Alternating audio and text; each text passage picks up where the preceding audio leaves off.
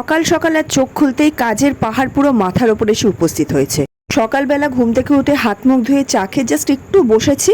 Flipkart থেকে কিছু জিনিস অর্ডার করা ছিল, মানে বেশ কিছু জিনিস গ্রসারির অর্ডার করা ছিল, সব সাত সকালে এনে উপস্থিত হয়েছে।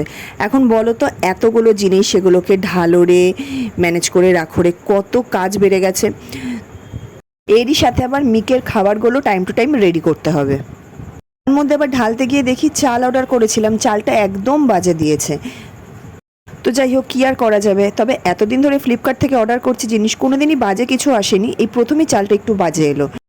তো সকালে সবকটা জিনিস ঢেলে তারপর গুছিয়ে রাখতে আজকে একটু লেট হয়ে গেছে, সব কিছুতেই রান্নাবান্না সব কিছুতেই লেট হয়ে গেছে।